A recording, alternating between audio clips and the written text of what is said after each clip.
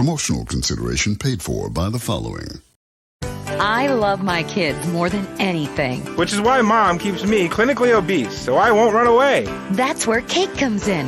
My sister's son got to 18 and just ran away. She was brokenhearted. Now me and little Joshua celebrate every day with Cake. He's my number one, and he knows it. Now he's not running anywhere. Why not celebrate with Cake every day? Celebrate Cake. Shut up and sit down.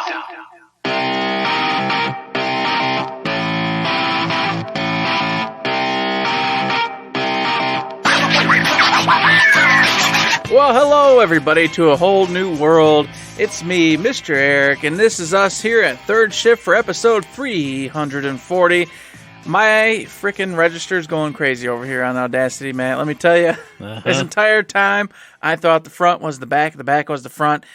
Wow, what a difference in the world we have here today. It's insane, it's awesome, but that's not here, not there, because we got to have ourselves a fresh, brand new episode. And with me today, before we get moving and grooving, it is the inglorious bastard himself, Mr. Matt. He's here today to have some fun with us on this awesome, awesome day. Hey, Matt, before we get talking about video games and what the hell's going on, how's your week been? What you up to, man? Well, let me also say, see, this is the one aspect. You can't say I'm a bad friend, because all this time I was like, maybe it's backwards, but I don't want to tell him and have him feel bad, so I just won't tell him. And then it turns out it was backwards. You should have just said it. You should have said it. I wouldn't have felt bad. Because of my logic, I know how it is when Eric Batten runs into a technical issue. It goes like, so I was like, I don't want to stress him out. I don't want him to feel bad. I don't want. You said my recording sounds like crap, and I got to fix it. No, I was like, it's fine. If it was backwards, that's fine. Because that's an easy fix, Matt. And then I don't even feel bad about it, because I was like, well, I would think that the gain and volume level was the front, because to me that's what's important. But no, you're right. It was the other side, the mute. So I'm like, well, I guess that does make sense in its own way, because obviously quickly, if you want to mute, boop, boop, you can push the button, away you go. Well, see, here's the other thing, though. If that wasn't it, then you and I would both be stressed out, going, why does it sound like it's not? What's going on? But here's the deal, Matt. It already happened, because as soon as you said it, I went, you know what? I don't want to deal with it no more. I'm done dealing with it. So as I told Matt off air, just before we even started the show, I went, I just bought a $400 Shure Cardioid podcast microphone. It's done. It's over. I did it. I just bought the super expensive, stupid crap that you need to make a great podcast and not have to think or do anything. So there you go. Doesn't matter. Even though now this Yeti is doing just fine because it's on the right side, but it's not here. It's not there. It doesn't matter. And now I'm gonna have to tweak your levels down and crumble them up. I'll put on the FM radio filter that makes it sound real bad, and it's like, oh, I still sound great, but Eric just sounds bad. I don't know why it is. People are like, listen to it back and it sounds good. What's going on? It's crisp. So crisp. So podcast business aside, on the real world front, I went and saw Creed 3. I think it was over the weekend. Yeah, it was on Sunday. Great time. I love all the Rocky movies. I love sports movies. I love boxing movies especially. This was great. I loved it. Jonathan Majors, the guy who plays the bad guy, great job. Phenomenal. The guy's been in everything over the past couple of years, and he was great in this. The transformation from what he shows up as to what he finishes, or what he turns into and then finishes the movie as, they seemed like three totally different people. It was great. It wasn't just, I'm just the guy acting, and I'm growly, and now I'm nice. And, it was perfect. You could see him, disappear into those characters. So, great. There's one thing during the final fight, which I won't spoil. It was phenomenal. It got me leaning out of my seat. It's like, yeah, give me some more of this. This is how I want that fight to look. Really well done. Really cool. Somewhat on the video game front, somewhat on the real world front. I did my due diligence, which I should have done beforehand, but I didn't know we were going to talk about it. I went and watched that Starfield teaser vid that we talked about last week. And I got to say, I'm not over the moon hyped, but that got me way more hyped, because in that little bit that you can see the guy playing in the background, you can actually see running and movement. And when he's in third person, you see the guy running, and it feels like running. And when you see it in first person, it's got the head bob in there, so it feels like running. And it felt good, and it felt right. At least, from the 30-second clip that I saw. Versus I went back and watched the 10-minute gameplay reveal that we first got, and there was no running, there was no head bob. So it just felt like I'm walking and I'm shooting and do-do-do-do. So in between those two, they at least got the running right. And like the over-the-shoulder third-person shooting, who knows if it'll be like this. Felt like Mass Effect Andromeda to me. So I got a little more hyped. All right, I'm hyped for some gameplay. Now I still need to figure out what the story is, what the exploration's going to be. So they did a good job on that one, because I looked at it and I went, that feels good. That feels better than the last thing I saw. I don't know, small things. Speaking of small things, I beat a small game on my Steam Deck, which was Jack Move. It only ended up being like 6 hours. Good times. You know, I talked about it more on the last episode, I think. Had a great time with it. My only issues with it were one which is fun and one which was a little disappointing. Got to the ending, you do a thing, and then some characters go, all right, now let's take the fight and go even bigger. And it just goes, slam, Jack Move. Game's over. I mean, I really wanted to carry the fight and do something bigger. Hopefully a sequel's in the works. But then the thing that was the fun thing was I got to the last area, and it goes, hey, game's going to be finishing up soon. Hey, make sure you're ready. Oh, by the way, you should definitely be at least level 21 if you want to do this. So I hit the little menu button, level 27. Pretty sure I'm going to be just fine, because that's how I play games. I fight every battle, and when I feel like I want to save up for some money, I turn those battles up to hyper mode, and I'm having battles every 5 steps, and I'm having a great time and leveling up like a wild man. So, great game, lots of fun, quick little bite-sizer. So, perfect for a Steam Deck. Before or after I did that, I played some more Like a Dragonetian, which is a ton of fun, but it's one of those games where I just want to run through the street and find all the sub-stories.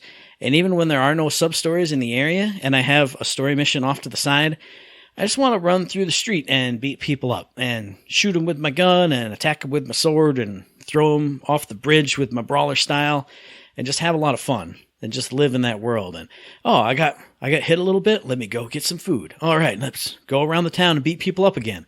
And then, go to the bar and get a drink. I don't know, it's a lot of fun, though, but I feel like I'm not making any progress. Because I'm not, because of all the fun sub-stories there are to do. So, it's good, it's fun. Another thing that was good and fun, these last two things I'll talk about, it's like a tale of turnarounds. Because I started playing, after I beat Jack Move, I went, what's next on my Steam Deck? I gotta play something. And for some reason, Enslaved Odyssey to the West was downloaded on my Steam Deck. And this is a game I've always felt like I should play. I've had like a connection to. Like I bought it on the 360 era.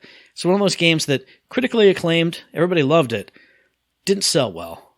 So they were going to do a sequel got canned. I don't think it's ever going to happen again. So it's always been one of those games when I see it, I go, man, I should really do my due diligence as a gamer and play this all the way to the end, because I played it about halfway through and then got distracted and never beat it. So I started playing that over the weekend, and I beat it like 2 nights ago on the Steam Deck. And I started off absolutely loving it. And I was going to come on here and say, man, Enslaved Odyssey of the West 100% holds up. And granted, I'm playing it on a Steam Deck, so a small screen, so it's not like blown up like 12K, so I can't see if there are bad textures, I can't see them. But the art direction in that, for the first half of the game, incredible. It's that post-apocalyptic, the cities are overgrown with plant life and stuff, and there's mechs running around. And it just looks beautiful, looks amazing. And I was going to come on here and rant and rave and go, man, it's the greatest thing. Oh, I can't believe it didn't sell well. I can't believe blah, blah, blah, blah, blah. And then I got to the second half of the game where you're just going through like garbage dumps and rusted metal everywhere. And I go, it's not as fun anymore. And the storytelling, like, not that this is a big involved story, but the storytelling kind of falls apart because you meet a character and it turns into just like a comedy game for 3 chapters. And then the end comes, wham, it's over. And I went, what happened to my fun run-around game where I was doing tons of platforming and fighting mechs and having a great time in these beautiful, overgrown cities? Instead, I went to Garbage Land and went, ha, ha, ha, there's a pig guy, and then it was over. So, I wanted to be hyped. The game is 50 to 60% awesome and amazing. And the platforming still feels really fun, even when you're in Garbage Land. But I was just like, man, I just wanted it to just keep going. Don't even just level off, just go up a little bit. But it kind of just leveled off, and Then it ended. And I went, oh, man. But one thing that did cheer me up, I told you guys, we got only probably by now 2 weeks until the 3DS eShop closes. So I went on those videos that I told you about. Find some 3DS eShop exclusive games. What are the best ones to get? And I heard about a game called Pushmo. And I sent the video to Eric and I sent him the time code and I said, check out Pushmo. And I'll get into why this was another flip around game when I talk about it in my releases, because it's my show and I do what I want. I don't care that this game came out in 2011. It's great. And while it's available to get, people need to get it. So I'm going to talk about it later and why you need to get it. I'm going to throw it back to Eric. Eric, what'd you do this week? Well, before we get off the topic of what you're talking about there on that old Pushmo, yes, I grabbed my 3DS. I said, you know what? I got to do it. Let's get on there. Let's check this out. I went and I charged it back up. I turned it back on and I went, wow, this 3DS is superior to the Switch. Mm-hmm. Why did we go to the Switch? This is better than the Switch. Yeah. This sucks. Why are we letting this go? Why are we letting the 3DS die? This sucks. I was amazed from the second I powered it on because the game title screen comes across the top. Mm-hmm. And even those are all in 3D. And seeing that glasses-free 3D again, since I haven't seen it for like 7 years or whatever, I was amazed all over again. Yeah. I went, whoa. This is cool. Playing these games I've been playing, it's incredible. This is so much fun. This is so neat. And the menus and how everything rolled out and how you had the top and bottom screen, everything was just fantastic. The only problem, Matt, is I went to Pushmo and I went, buy Pushmo. It says, you have 0 funds in your balance. I went, okay, well, add funds. Oh, you got to add an e-gift card. All right, well, I don't have one. All right, close out. Go over to Best Buy, digital, buy e-gift card. Bought the e-gift card. Boom, put on your Nintendo account. Cool beans. Yep, throw it to my Nintendo account. Pulled this back up, reset. I'm going to go, all right, it should be there now. Let's go buy it. Insufficient funds. You got 0 funds. I just bought $10 and put it on my account. All right, go back to the thing. I'll buy it from the store to put directly onto my 3DS. That's what I'll do. Click, click, click, click. Hey, go directly onto my 3DS. Hey, you got to link your Wii U or 3DS system to this account if you want to buy anything. I have no idea how to do that. Okay, well, sorry. I'm going to put you down for now because it was about time to do the show. I couldn't buy Pushmo. I tried to buy Pushmo, and I couldn't buy Pushmo because it wanted me to do a lot of extra steps. I'll make you feel better. It's literally like 2 steps. You Google it, you go onto your Nintendo account. Oh, now that's it. If you are in your Nintendo account on your computer, you just go up there and there's like linked things. And literally one is a My Nintendo account. Mm-hmm. And you just put in your name and your password from your 3DS because it usually says, loading Doc Funky for me. Mm-hmm. And I'm sure you use the same password as always. Probably. And then it's like, bam, it's just like that. It's so easy. I was throwing money all over that 3DS. It was great as soon as I figured it out and linked it up. Oh, it's so good. Yeah, I was just like, come on, man, let me get this. And then, of course, while I was in there, man, I'm looking at things. I'm like, oh, my gosh, Breath of Fires are in here. Oh, the Mega Man, X Series is in here. Oh, my God, Castlevania Dracula's Curse is in here. I could get all these games, and they're all on sale. Everything's on sale right now. It's all on sale. It's all on sale, like 80% off, 90% off, 70% off, 50% off. It's all here. I could just buy like 1 million games and play 3DS forever. Just have 1 million games. It was ridiculous. Turn this thing back on. Holy cow. It was insane. I've already got like 20 games for this thing that I've never beat and played. Just like this system, I tell you. I went and bought memory cards from Best Buy so I could fill them up so I would just have this infinite supply of games on this amazing system. Oh, it's so beautiful. And of course, I'm telling you, I let the kids play this. I was like, hey, you know what, kids? I'll probably never touch this again here. And they get chocolate all over it. They've got, and I'm like, nope, let's take it away. Your privileges are gone. I'm cleaning it off. It's going back to me. It stays where I am. You can't touch this no more. And of course, I have that cool, Mario and Luigi, little one, it has a little Mario Luigi team on it. So I booted that game up and it's like, you know what, let's play that because I never touched it. I never booted it up even once, even though I bought it. So good. And I started playing it. It's like Paper Mario. Why didn't I play this? Am I stupid? What happened? What game was I playing that pushed me away from that when I got it? And I know there was a game because I remember very specifically buying this because of a game. And then I started playing that and getting into it and then never got back to the game that came with it. So whole side tangent, whole side story, but either way, awesome. I can't wait. I will get Pushmo on there because, of course, after you sent me the trailer, I was looking at it and I looked at another couple trailers for it and I'm like, that just seems like fun. That's the bite-sized fun I need at work to waste an hour at lunchtime without just watching crappy YouTube videos that don't help me or do anything for me. This would be much better, to spend my time on that instead. So I will have Pushmo as soon as I get onto this Nintendo account again and figure out, like you said, the password thing to link up the systems and call it a day. So that's what I did today, but that's not all I did today, Matt. I'll talk about the other thing I did today a little bit later, the big thing. But other than that, this week, let me see. Wild Hearts. We'll start there. Wild Hearts, got on with Shay. We got to a whole new area. We did a whole bunch of new stuff, opened up everything, went back and did like a lot of sub-stories from the previous area while me and him were playing together. And then we logged off. And then the next day I said, you know what? Shay's always getting on after me. He's always, getting through some new stuff, getting some new gear. I'm going to do it too. So I spent 4 hours playing by myself, just linking up with random people, doing some of the big quests and the monsters, just so I could farm materials to get the new gear. Flawless. Easy. It was in and out. You clicked the button of the monster you want to battle, and it just, boop, teleported you right off to a group. Didn't have to talk to him if you didn't want to. Didn't have to do anything with him.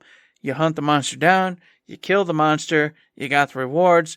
It instantly, poop, pops you right back out into the main thing. No longer in the group. Away you go.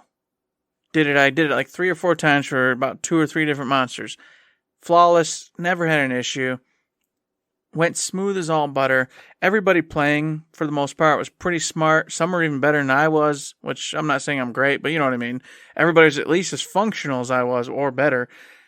Got to the monster, did what they needed to do, taking attacks, hitting, doing this, maneuvering around.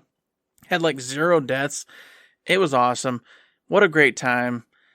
I'm just really liking Wild Hearts. Having a good time when I'm playing with Shay, while we're chatting and talking and having fun, just killing monsters with the randos. It was a great time. I was able to just put up some Twitch streams, and watch those while I'm playing and having a good time. And then, of course, the rewards, they're all there. You can still chop off body parts, get stuff. The environments, the monsters themselves, everything's been fantastic. I've had nothing but fun with this. I was so tempted to play some more over the week, but because of this other game called Hogwarts, Legacy there, I haven't, because I'm like, I got to beat this game. I'm so close. I'm now at like 75% the way through the game. So I'm right there. And I'm like, I got to focus. I got to beat this game. I love it to death. I'm having so much fun with it. But I want to get it through because we've got a few games coming down the pipeline here very shortly that I want to move on to. So I'm starting to crash through the main quests and the primary sub-quests. It's hard to explain. They'll come through as just side quests, but they're not. They actually improve your friends and move forward storylines with those individuals, which from what I hear, and I don't know about this for 100%, they influence kind of how the game ends. So you'll get a different ending depending on whose sub-stories you completed and the choices you made during those sub-stories. So I want to make sure I do those because I at least do want that ending, an ending where I have the people I hung out with doing different things. So I'm focusing mainly on that right now. I did diverge today, Matt, and just today, I remember an article a long time ago how they said, Hogwarts Legacy will have this quest that's like a haunted, a horror story kind of, I didn't know what they were talking about. I hadn't seen it. I thought maybe it was just the atmosphere of some of the things. Nope. Did it? I got to it today. I'm not even finished with it, but I found out what they're talking about. There's an actual haunted house, crazy, weird story where the mannequins and things are moving and behind you and instantly, and you're just seeing all sorts of weird things happening, ghosts flying by, the room going completely black and opening up completely different, and you having to use your light to see, but then things change instantly, and this ghost talking to you, and things change. It's really cool. It's completely different from anything I've ever done in this game to this point, and it's just awesome. It's just a side story. I could have skipped this and never done this. And it's all tied to owning this shop and selling goods. And I don't know if it's going to come to fruition, but even if it does, that's awesome. Because you get this side story that's completely different from anything you've ever done in this game, which is this haunted house, weird, crazy thing going on. But at the end of it, it looks like I might be able to take items I receive, furs, items I'm not going to wear. And then instead of just selling them off directly and just getting money, I'll be able to put them in my shop and then have my house elf sell them for an extra price to get even more money than I would have got for just dismantling them or, getting rid of them. So it's a win-win for me. I can't believe just the stuff you could miss if you don't do those side stories. And it makes me kind of sad because I'm like, well, I don't want to do them all. I got to finish. But look at this one. I could have just skipped by this and just went and did Poppy's and Sebastian's quest and moved on. But I didn't for whatever reason. I was like, you know what? Let's do this one. Let's just do this one. And I would have missed out. And I'm like, man, I don't know. Am I making the right choice? Should I just do all the quests, just keep going and do this and make it last as long as it needs to? I don't know. It's a tough choice, Matt. I don't know what to do on this one. But I got so many games coming up. And then, last but not least, Destiny Lightfall, Matt. We went in there. We smoked it. We've had a good time. I've been up and down on it. Jared, Chad, Vanessa, they're rocking and ready. They're already going into the raid, 3-manning. They've got like 2 encounters down, just 3-manning it. So obviously adding me in, that's a guaranteed 2 encounters, probably 3, maybe more if I'd get in there. But my light level has just been way too low. I don't want to go in there and just die and just be a hindrance and just hide in a corner and tag along. It's never been my style.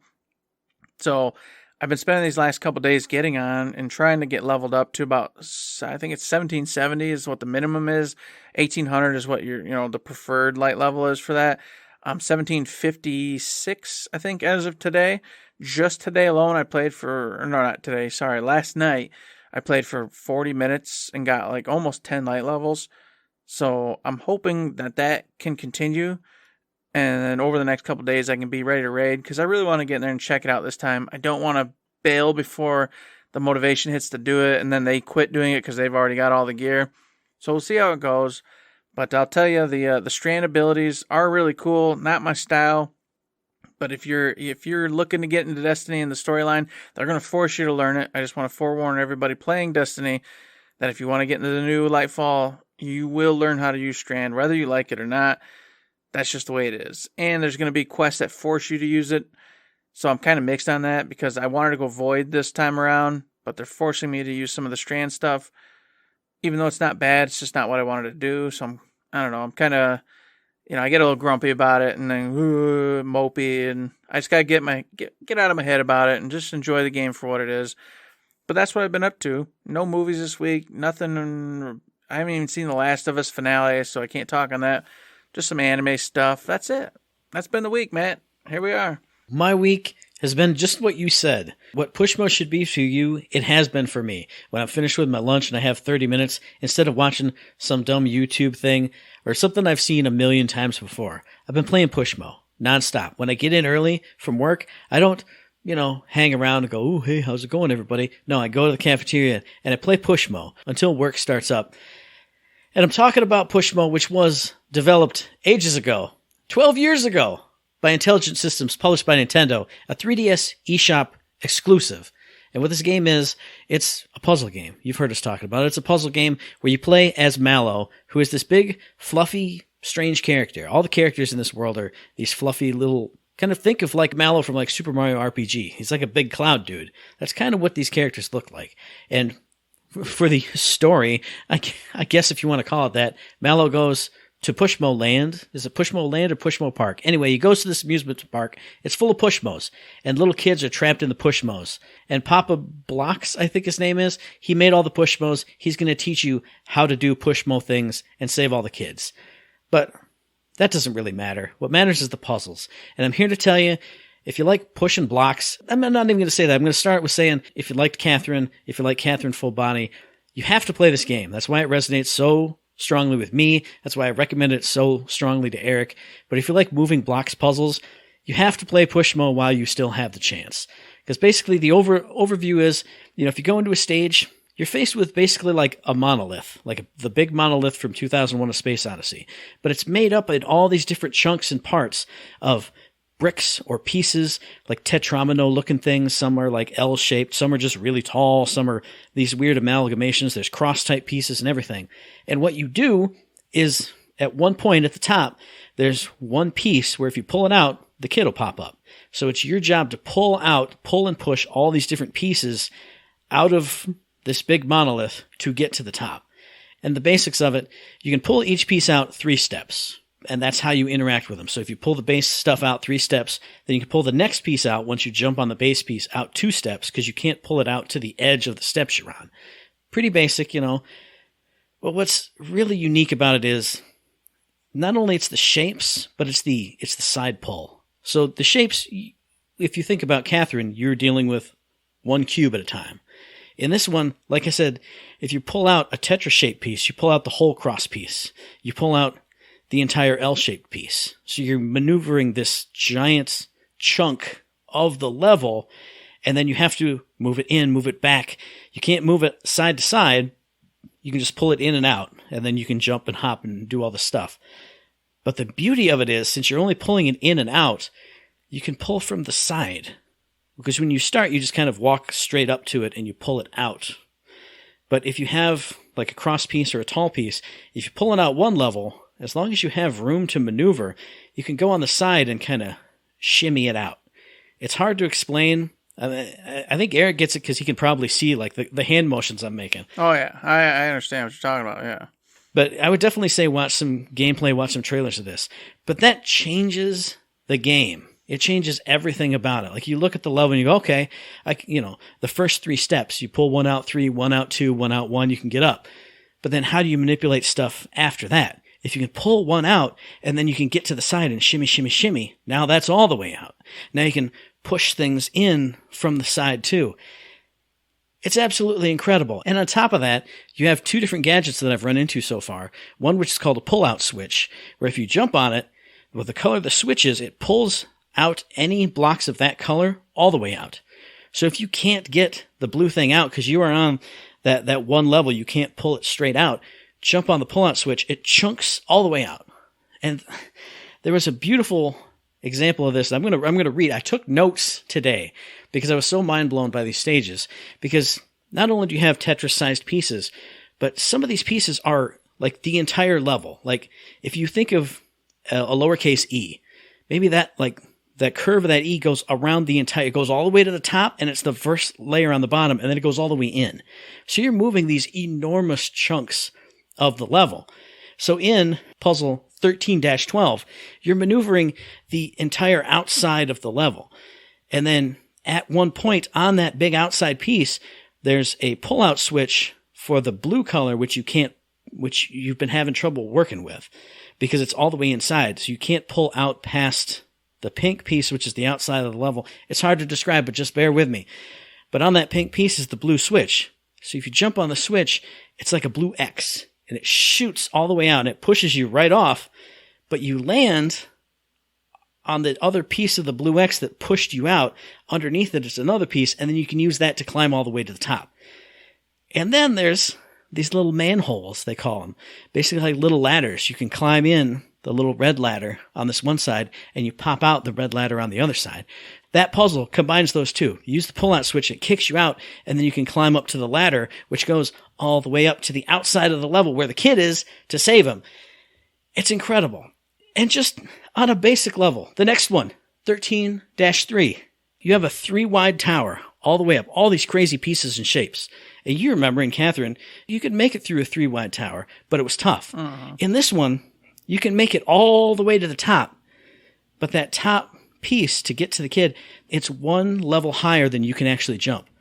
But on the top there is one of those ladders. So you have to build this maze, basically, all the way up this 3-wide structure to get to be able to pull it out so that ladder and the kid pop out. And then you have to deconstruct your whole way down the tower you just made to find the other piece of the ladder so you can hop in there and shoot out the top. It's incredible. I was going to come on here. This is why I said it's a turnaround game. I was going to come on here and say, this game's great and I'm having fun with it, but it's not really that tough because the first few stages, which have chunks of levels in them, they're not that tough, but it's kind of getting you used to it. Then I started hitting the 2-star levels. Now I'm in the 3-star levels, and they are brain burny. They're not impossible, but it's just that right amount of, I think I know what I'm doing. Okay, when it does the flyby of the little monolith, you got to go up. You're like, okay, I'm going to go here and here and here and here and here. And you do that, and you go, oh, but I need an extra space to be able to pull out the thing that I need to get up past this part where I made my plan. How do I do that? Let me backtrack and disassemble and side pull and use the... Oh, it's so good. It's so intense and so cool. And if you're afraid about it being too hard for you, if you spend enough time in a level, you can press the start button and skip to the next one. So it will, even if it's too hard for you, you can just go on to the next one if you want.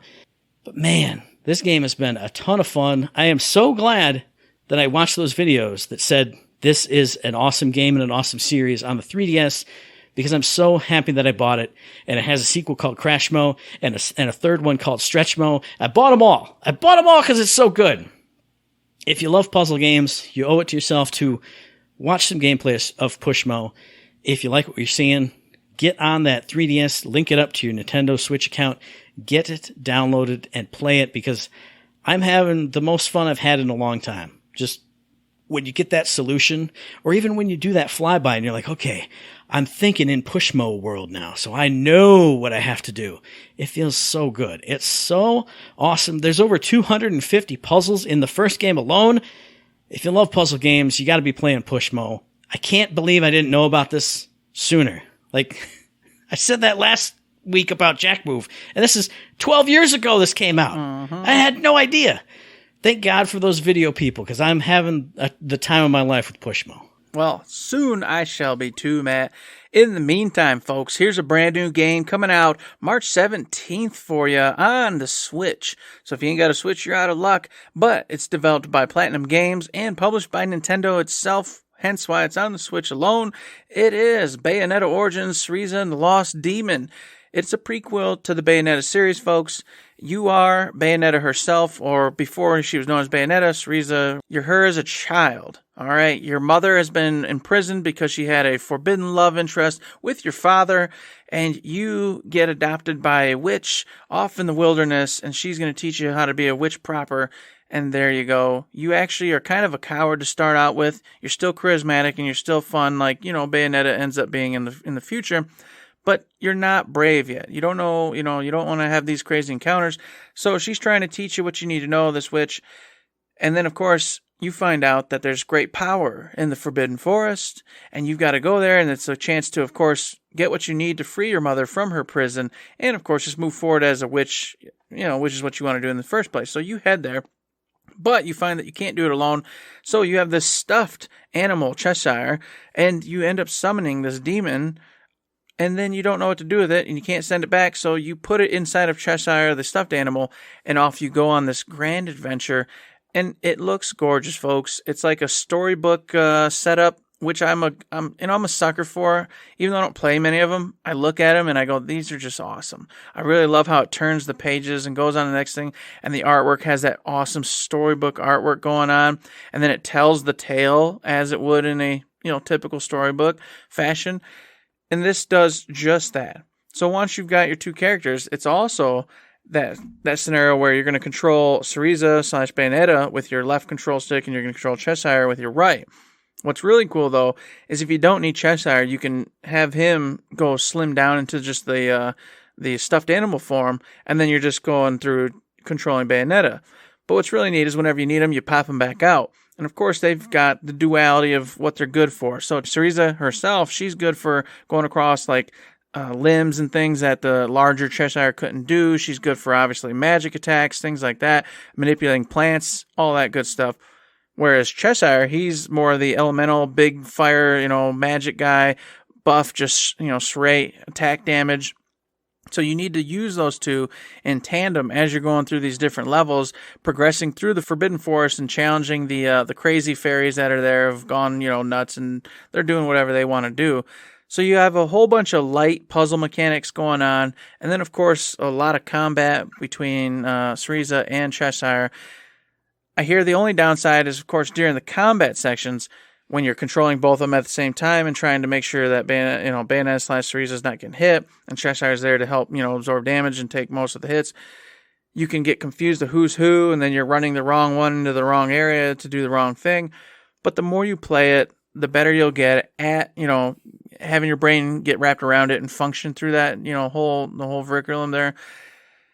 So, I don't know. It looks good. The music thus far, from what I saw of it, was really, charming. The voice acting was really cool because the storyteller, impersonates the different voices and characters.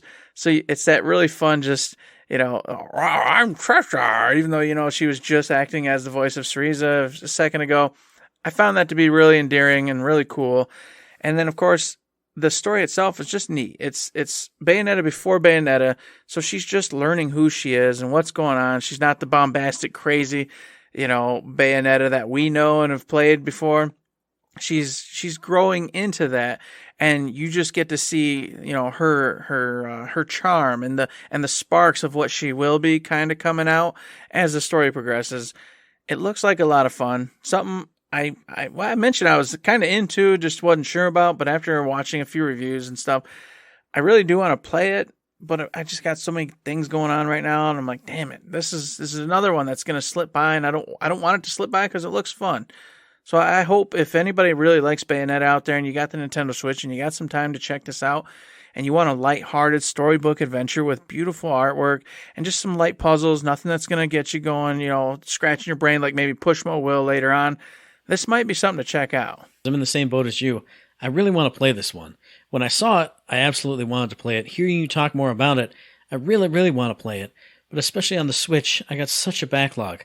Advance Wars 1 and 2 is coming out. I just got Metroid Prime Remastered in here. Still haven't played No More Heroes 3. Still haven't played Bayonetta 3. Even in the Bayonetta series, I got a backlog of stuff. But this one does look like a lot of fun. It looks like a nice, charming game, like you said. I love the art style. So, man, I gotta get it, but I know. What am I supposed to do? I'm torn on this one. I feel like I should just get it and give it to the girls for like an Easter present, so I at least have it under the guise of them playing it, even though they never will. Yeah. Because those little rascals don't play the games I get them, and it drives me nuts. But that's a whole other story. But at least this one would be kind of a cheat, something I'll have for when I can get to it. But if they want to play it, of course, more power to them. And it's definitely a story for kids. It's not going to be like Bayonetta of the time we know. So it is safe for your kids to play and have a great time with. So maybe that's how I'll roll with it. And of course, speaking of stuff that I should get to but never got to, well, the next little topic is something I finally did get to. Today is the day, literally. I went, you know what? I'm going to do it. I got the PSVR2 system set up. I went ahead and, charged the controllers this morning for a good hour and a half each. And then I moved it over to the main screen down here in the basement, plugged it all in there. And thankfully, I had a spark of a brain when I put that TV up on that stand over there. It's an old stand, so it doesn't have the high mobility and the cool stuff that a lot of the stands do these days. It don't come loose unless you toggle both buttons, and then it just kind of unhinges. So you don't get to manipulate it or do much with it. Thankfully, when I set it up, I set an HDMI cord in there and then dangled it in and never used it. Nice. So I walked over and I went, did I do this? Did I do this right? Or am I going to have to do all sorts of stupid... What's this? HDMI cord dangling. And I went, gosh, thank you, Eric. Thank you, Eric of the past. I'm glad you were thinking ahead to the chance I might actually need an HDMI cord on this TV that I don't typically use. So I got it plugged in. Got it on, got it going. Let me tell you, the setup for this thing is stupid easy. You plug it into the very front mat, put it on, turn it on, pop in the game. It goes, hey, you got a PSVR2 in your system. Do you want to set this up? I sure do. Well, hey, there's an update for your controllers. Do you want to update your controllers? I sure do. Click, click, update left, update right. Okay, there's an update for the headset. Do you want to update the headset? I sure do. Click, update headset. Okay, do you want to turn the headset on? I sure do. All right, click the power button. Okay, before you do that, though, let's get a space thing going. Boop, boop, boop, boop, boop, boop, boop, boop, boop. Does the little thing, does this. All right, put it on. Boop, put it on. Now here's how to put it on. And I'm going to tell you this. It's similar to the way you put on the previous VR headset, but I don't know what exactly changed between the two. Besides the rubber around your eyes this time around is fantastic. It completely encompasses everything, so you do not see the outside world anymore this time around. And on top of that, between the front button where you can adjust the actual headpiece itself closer to your eyes, and then the crank in the back, which existed on the PSVR 1 unit, tightening to the back of your head, it was so easy. It was so simplistic, and it felt really good. And instantly, just like that, I had such a beautiful view before me. Whereas no matter what I did on the PSVR 1, if I wasn't staring exactly at one particular spot, I would start to get that 3D weird vision going on. This time around, no. you can eliminate it for the most part. Not entirely. There's always going to be some if you're veering off too far or too much in some direction. But on top of that, the best part is, Matt, is you just push anytime it kind of goes off. Like if you're starting to have to like look left to see the front, you just put your head back to where you want it, and you push the start button and hold it for a second, and it recalibrates to everything being square and focused right wherever you are. So it was just very intuitive this time around, very easy to set up. Got in there, and of course I already had Horizon downloaded, so I had that already installed, ready to go. Popped it on, Matt. It was gorgeous. It's simply gorgeous. Immediately, you're in the scene that they showed you a million times. You're in the little canoe with the two individuals, and you're just seeing the monsters, the mechanical creatures, etc., all around you. And I was like, wow. And it is exactly what you thought. You can reach your hands out. You can pick up leaves out of the river. You can just put your hands in the water and screw around. You can touch the leaves and the foliage around you while they're talking and doing their thing. And I got instantly excited. I went, this is stupid awesome. Then of course they had this whole battle scene, and you're just watching her take out these mechs, and they're jumping around and everything's going crazy. And then the giant Thunderbird comes flying over, and then of course the giraffe-like one comes stomping through. I was like, oh, if you can create stuff like this, this is it. This is what I'm talking about. This is what I wanted VR to be. Then got into some playing mechanics, and I was like, okay, you just got overturned in your canoe, get to the surface. I'm swimming. I'm doing swimming motions, and sure enough, it's actually pushing me forward, getting me to where I want to go. I get to the ladder that gets me out of the water, and it's like, all right, climb. And I reach my left hand up because that's my main hand, and it won't latch on. Okay, reach right hand up. It latches on, no problem. Try to do my left one again. Left one won't work. So I do my right hand, right hand. I get out of the water, and I go, maybe that's weird. Something's wrong. And then your buddy's like, oh, help me. And it's like, oh, you got to run over to him. To run, you got to hold X and square.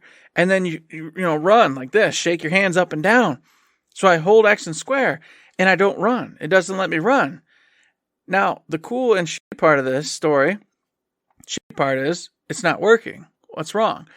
Cool part is, when you go like this, it shows your controllers in front of you. And when I hit X, it turns blue. And when I hit square, it should turn blue, but it's not turning blue.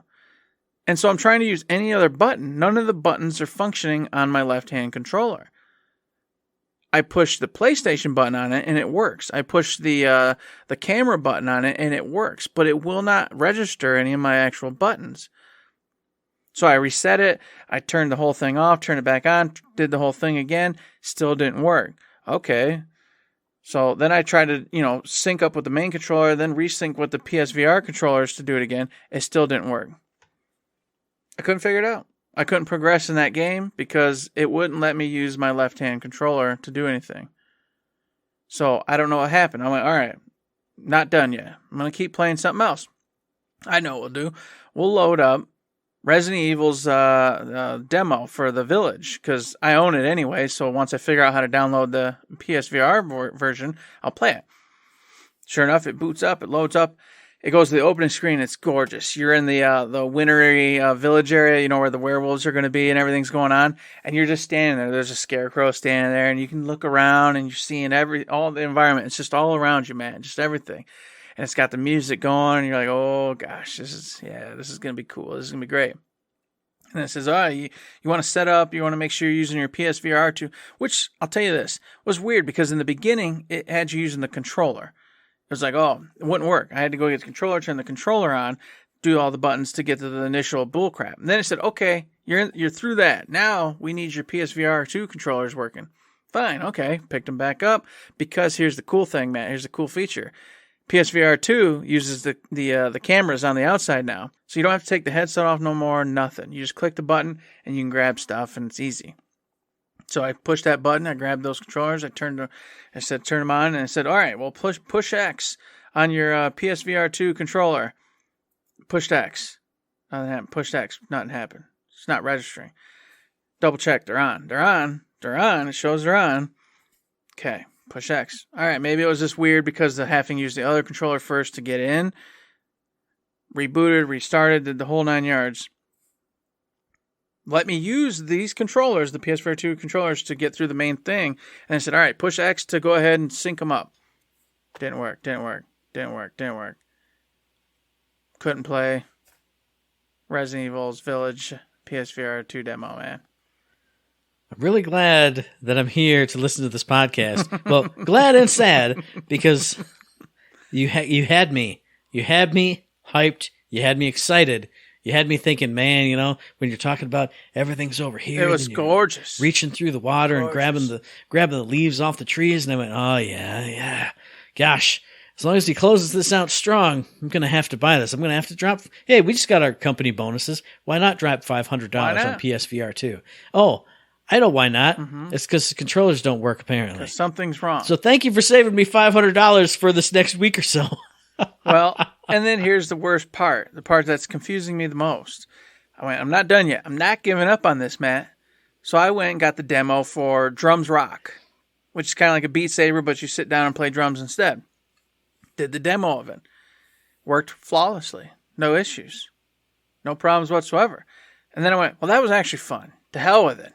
I bought the game. It was only like $15-16. Bought the game, loaded it up, started playing through all sorts of metal and rock and roll songs, and I'm beating and I'm going and I'm doing the drums. Everything worked flawlessly. There was no issues whatsoever. This game just played. I had a lot of fun. I wanted to keep going, but I couldn't because I had to get off and do some other stuff. But I played a good hour of it, just having a blast. Sitting there in my chair, just drumming away as the demons come flying at me, hitting the beats, bum, bum, bum, bum, bum, bum. Got Blind Guardian tunes, Evanescence, freaking all sorts of, AC/DC in there, all sorts of bands rocking and rolling here. And I'm like, this sucks. You know why? Because now I don't know what's wrong. Now I don't know what's happening. Yeah. This game works perfectly with my controllers. So nothing can be wrong with the controllers because it works perfectly with this game. Say unless it's literally just the button. But even then, it's not possible because the square button worked. And the X button worked on the rock and roll game. And the X button worked inside of Call of the Mountain, but it didn't work in the Resident Evil demo. So I'm at a loss. I was going to research it and see if it's a known issue or if maybe like the updates on my controllers failed or didn't work or something's wrong and I got to do something. I'm hoping that's it. But I have heard many people play all these games and have a great time. So there's no way this is just a issue across the board. Lots of people have already played through the Villages game and Call of the Mountain and haven't said that this was an issue. And it doubly sucks because this is the first time we're really talking about it. So I wanted to say, well, it is still pretty new. I'm sure there's going to be some, week 2 patches and stuff coming. But it's been out for like a month now. For like 3 weeks or so. It's been long enough that easy fixes should be diagnosable. Maybe you just have to like hard reset the controllers and then not do the update. Maybe that would be something to try, but that drum game sounds pretty cool, but I don't know about $500 for just a drum game, you know what I'm saying? Yeah, no. You're going to want that Village, and you're going to want that freaking Call of the Mountain.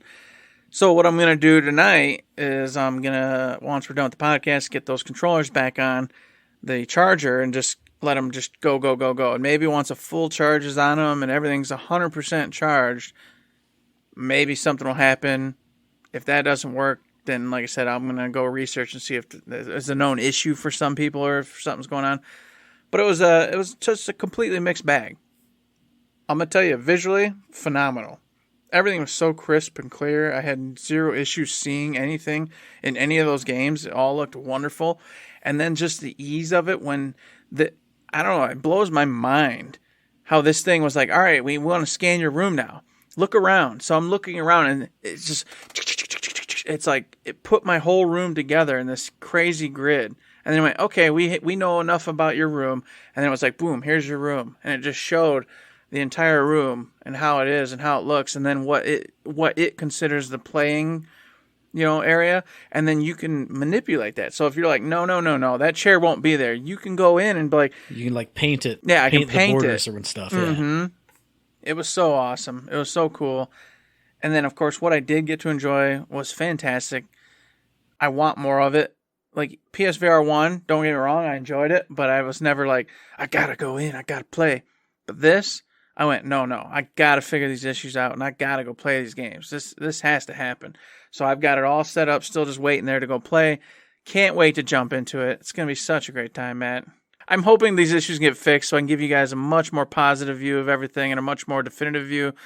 But that'll be for another week, you know? And speaking of things that were fun to jump into and you want some more of, I'm going to talk about stuff from the Capcom Spotlight that happened last week, I think on Thursday, because we recorded early. I can't remember what happened. It's been a week. What do you want from me?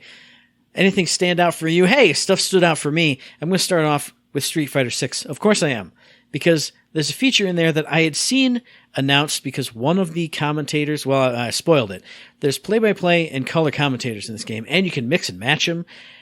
And I had known about this because there's a female wrestler who is a color commentator, and I saw the trailer for that, and I went, that's kind of cool, but I don't know. I don't really like commentary in games, and with fighting games moving so fast and furious, is it going to work?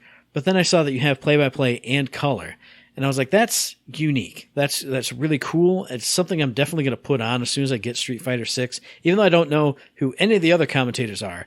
I'm definitely going to put that on because it's going to be a crazy unique experience. I know everybody who plays any Street Fighter games, they only like when you play in the demo stage where you have exact footsie space and you don't like music and you don't like sounds, you don't like anything. But for a casual player who's never had anything like this in a fighting game before that I'm aware of, other than like Shao Kahn saying you suck in Mortal Kombat 2, I thought it was awesome. It got me hyped, and then seeing that there's a bunch of different ones, and you can mix and match them. It's not just, you pick Thea Trinidad, and she's the only one.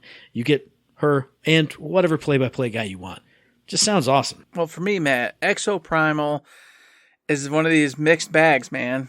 You know, I got access to the closed beta back in the day, and then I got into the other beta, and now the open beta, which they announced hits March 17th through the 19th or 20th or something. I think it's the 19th, 17th through the 19th for the open beta. So all of you can check this out. It's you and these cool mechs that totally resemble Anthem, which I have such a soft spot in my heart for. And you're out there just battling wave after wave of dinosaur. And of course, there's a story of why this is happening, but it's super zany. And the trailer they showed doesn't really still make any sense to me, like why any of this is going down. When you said zany, I'm like, that's what I liked about this. It felt like Earth Defense Force almost. Yeah. Because you have crazy characters, you have these weird stereotypical kind of acting choices that they're making, and then it still fills my heart with joy. When I see that shot of the wormhole or whatever opens in the sky, and just a pile of dinosaurs are falling out. Velociraptors and Tyrannosaurus Rexes and Stegosauruses. They're just falling in a big old jumble, and I'm just like, this is Earth Defense Force to the nth degree. Because you would see like ants just raining down or spiders falling out of, the flying machines. Mm-hmm. So to see that in this, I'm just like, I don't want to shoot a Stegosaurus. I don't want to shoot a big Stego. But when I see just a pile of them, just flopping and flouncing all about, falling out of the sky and bouncing everywhere, I'm like, man, I do want to play this game. I don't know. I do too, because they showed the case. They got the 4 different mechs types that you can pick from. You got your fast, your tanks, your moderates, and your hybrids or whatever you want to call them. And I'm like, oh my goodness, that just sounds like fun. You pick yours, you join an online group, and of course they're probably going to matchmake you with the appropriate selection of mechs, so that way you can accomplish each task.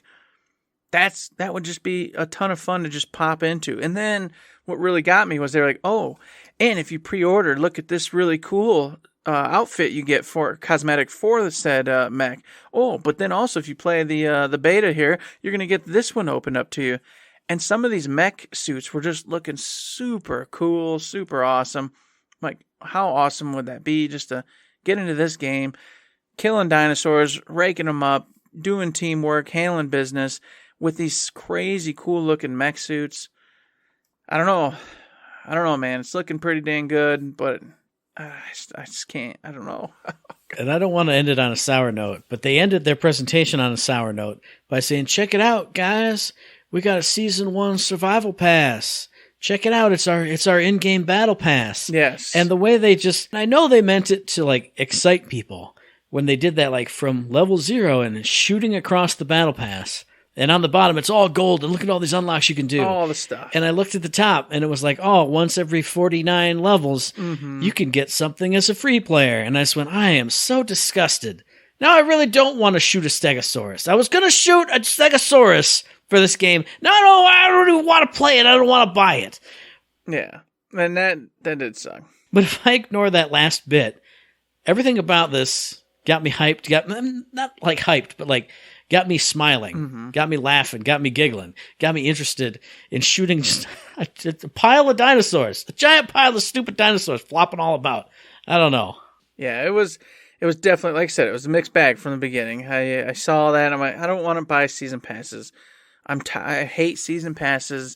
I've bought several already that I've wasted my money on completely because I never actually got there and used them and did the thing. And part of that's my own fault. I should have played the game if I bought the season pass, but you get busy, and the next thing you know, season's over, buy the next one, and you're like, well, I didn't even get the first one. We say, and they didn't even do the Borderlands 3 thing where you could just swap your card back if you missed out, and now it's time for the. I'll give them props. That was a great system. Yeah, it was. Where if you were working on the Mayhem one, and then it got to be the. I can't remember what they were all called, but it got to be the other one. You could just go in the menu and go, okay, I want to work on this that one. pass now. Yeah. If they just did that, okay, your season's over, but I can still work on it and get the stuff that I bought. Yeah. You won't get the next ones, but if you want to switch to that one, you can still get the free stuff. That would be awesome. And something else that is going to be awesome, but I had to look away after a little bit of it because you know me. I go media blackout on things that I absolutely want to play. Ghost Trick Phantom Detective. I started watching it, and, it was showing the intro stuff, and I went, cool, moving objects and interacting with them. And then they said, oh, yeah, it's not just you that dies in this game. It's a bunch of other characters, and you have, 4 minutes prior to save them. And I saw the 4 minutes before death splash screen, and I went, man, that's so stylish and so cool. It almost looks like Danganronpa style. And then knowing that it's not just you do have to save you to start the game. You start off dead. That's not a spoiler. But then knowing that you have to do this stuff with other characters, and it says change the future because you're changing the events that happened. And I went, I can't look because I don't want to spoil anything for myself. There's not much for me to say other than what I talked about before when they first showed it off. I always wanted to play this game. Now it's looking even better because I didn't know about the stylish, ways that you can interact with things, the style of the things other than just the characters. Oh man, I can't wait to play it. It's going to be awesome.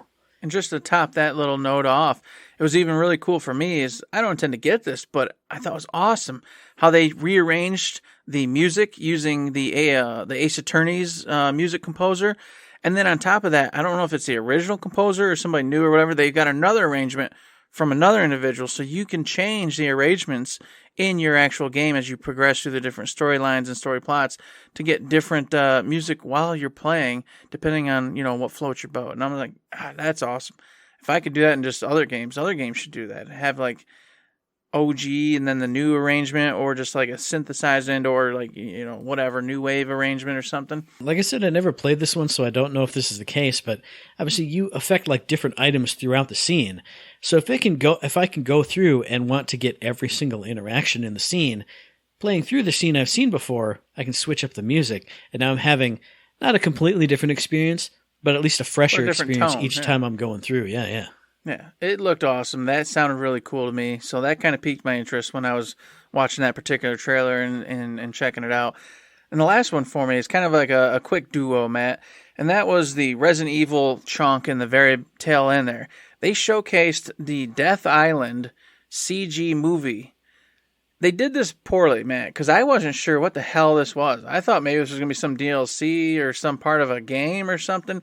It wasn't until I read afterwards. It's a CG Resident Evil movie called Resident Evil Death Island that's coming out. And of course they're like, oh, you may have seen Jill in the very end there. And I'm like, well, I sure did. But at the moment, I had no idea what it was. I'm like, what the hell's going on?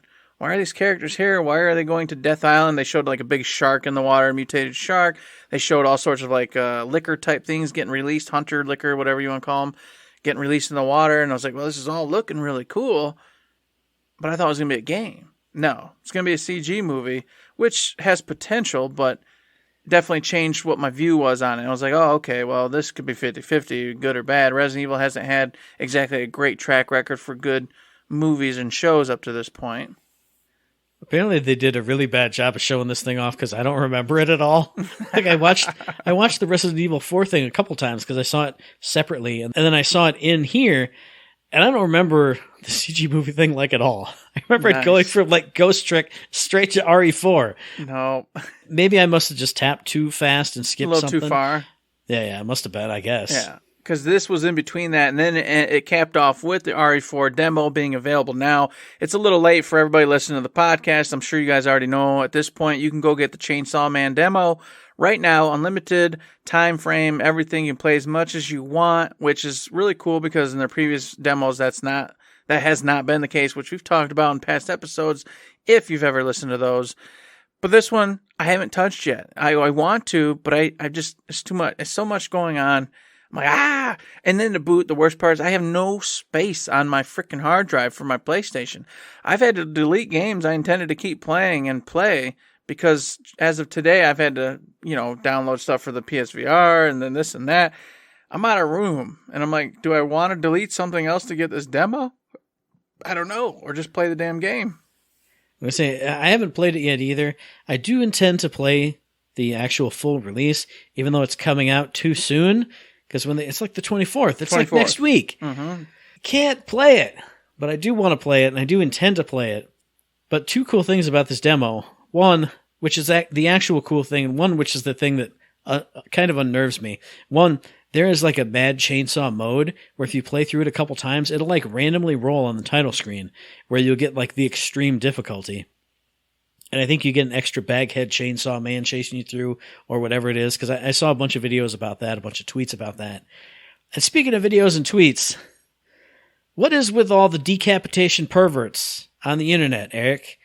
That's going to be the title of the episode, because when this released, all I saw were people, complaining that the chainsaw decapitation was removed. Oh, it was a classic in RE4. It was the one you always see. And it was like, oh, I can't believe they removed it. But then there's a rare decapitation death where if you get a hatchet ganado, they force you to your knees and cut your head off. And I watched some videos of people and they were like, yeah, woo, oh yeah! Like, you're a sicko and I'm a sicko. But like, really? Like, it's that's the thing that you have to have decapitations? Does that make it? Like, it's also like, isn't this a bad thing? You're dead. You failed. It's supposed to make you feel bad, but these people were like, yeah, whoa, that's so awesome. Like, it made me feel icky is all I'm going to say. It is a thing because Dead Space and Callisto Protocol both are games known for gruesome endings, and everybody loves to be killed in a weird, disgusting, brutal way. And that's one of the things. Like I said, I've watched through both Dead Spaces. I watched some Callisto Protocol, and I love when you're doing it to enemies, but when it's done, when you're dying, it seems like I don't like it. Some of it is it's too much. Yeah, I'm like, no, it's my boy. Yeah, that's my boy, or that's me. Mm-hmm. I don't want to get pulled apart and have my arm ripped off at the stump. Ew, gross. My eyes pushed into until they pop. Yeah, no, thank you. I don't want that. I don't enjoy it. What's with all the freaks on the internet, Eric? I don't get it. They want to live and die vicariously through the video game characters. So they want to, sense and feel what it's like to have their head ripped off, but only in the game, not in real life. Maybe. I'm thinking of this, and I'm looking over here, and I'm just thinking, man, you know what I did all day today? Is I lived as a little cartoon puff man in this beautiful cartoon, bright colors world, just pushing blocks around, and that made me happy. Mm-hmm. I didn't need to see him get his head cut off by a crazy villager. It's strange. Two different worlds. Mm-hmm. That's all I'm telling you. Very strange. I was just saving folks in Hogwarts, today, just flying around on my broomstick, going, "Oh, I'm gonna help you out." Woo-hoo-hoo. You were looking around in wonder and touching leaves and going, "Wow, exactly. What a wonderful world! This is great. Wow, this all looks so real and crazy." Maybe I would have been in that world if I could have played Village, because a lot of crazy things happen in that. But unfortunately, the game said, "Hey, we don't understand what your X button is, brother.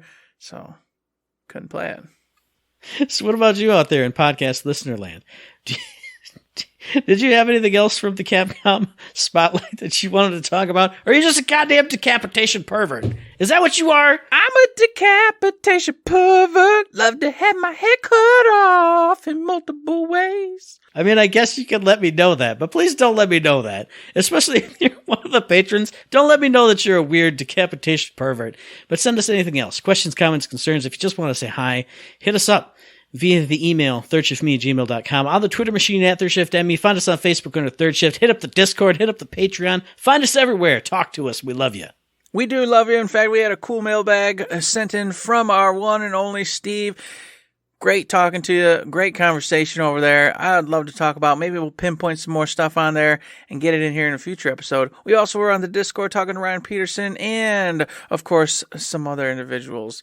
Maybe his name's Demented Wizard. Is that also the same individual? We know. Yes, it is.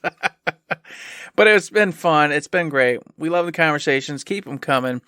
Of course, you can also find us on other places, Matt. Like Patreon. Are we over there? Are we on Facebook? Yeah, we're over there.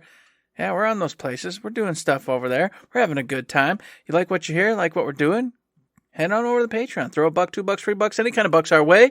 Keeps the lights on. Keeps the bills paid. We keep on podcasting to you forever and forever and forever. And if you can't support us over there, you can do just as Steve, just as Ryan, just as Demented, and everybody else. Come give us mailbag questions. Come talk to us on Discord. Go over to Twitch. Throw a Prime sub our way if you have Prime, Amazon Prime, all that good stuff. Any good way of just helping us out is super appreciated. And we thank you so much for all that participation that we have had throughout the years. Absolutely, we do. And we also appreciate you listening to the very next episode, which will be dropping on or around the 23rd of March on iTunes, on Stitcher, on Podbean, on Spotify, and on YouTube. And as I always say, hey, if you like what we're doing and you'd like to help us out, please give us a like, a rating, review, a comment, a subscription, any kind of good thing on any one of those good services, because it does help us out. And we really do appreciate it. Indeed we do. Just like we appreciate those 5-star reviews. I keep telling you guys, get in there, throw them our way. It's easy peasy. Doesn't take but a few seconds to do. You can also do it over on Spotify. It gets us up in the metrics. We keep rocking and rolling. We get in more people's ears and influence them to keep listening to us. And then they become part of the cult. And then we can progress further. But we need more cult members to do that. So, 5-star ratings.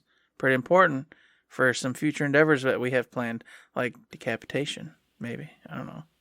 So if you are a decapitation pervert, come join the crew! With that call to action, there's nothing else to say but...